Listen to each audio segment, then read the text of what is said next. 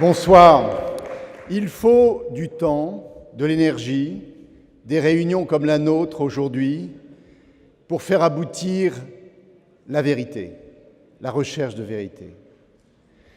La vérité sur ces terribles massacres de 1988.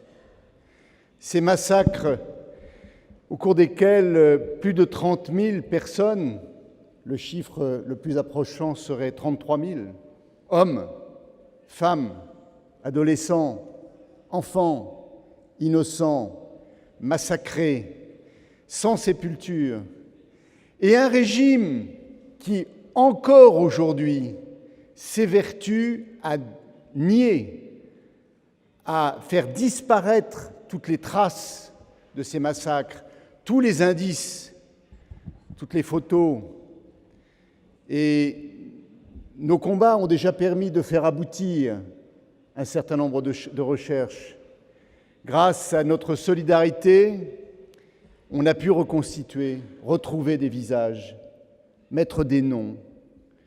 Ce devoir de mémoire, c'est très important de l'accomplir. Mais il y a encore beaucoup de chapes à casser, à renverser. D'abord parce que, il faut le reconnaître, nous ne sommes pas très accompagnés dans nos efforts, ni par la presse internationale, ni par la presse française. On est dans la désinformation. On nous raconte régulièrement dans des magazines très sérieux que le régime actuel est très modéré, très libéral, alors qu'il est classé comme, par Amnesty International, par l'ONU, comme celui qui a les records du monde en nombre d'exécutions capitales sans jugement. Encore cette année, 2017, depuis le 1er janvier. Donc nous avons encore beaucoup de combats à mener. Ce que je voulais vous dire aujourd'hui, c'est que ces combats, nous les menons dans la fidélité, dans la loyauté. Je salue à la tribune des élus et des personnalités, cher Jean-Pierre, cher Rama, cher Sylvie, qui effectivement sont là depuis longtemps, de toutes les réunions, de toutes les manifestations, pour dire que nous devons absolument témoigner, nous devons réunir tous les témoignages et nous devons mobiliser.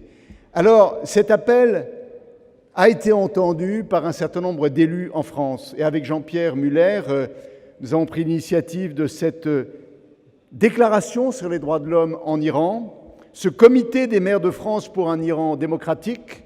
J'ai le texte sous les yeux, il est à votre disposition. Nous avons recueilli plus de 2000 signatures d'élus français qui ont soutenu cet appel.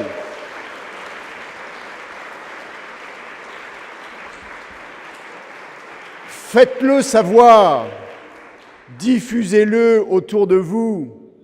Dites bien qu'il y a cette prise de conscience, qu'il y a cette volonté de casser cette désinformation internationale et même française, oui, pourquoi ne pas le dire, pour faire aboutir ce devoir de mémoire.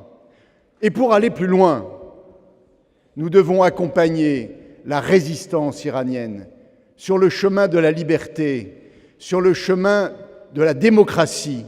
Nous sommes tous des combattants pour la libération de l'Iran, en nous mobilisant, en manifestant et en étant solidaires. Merci à tous.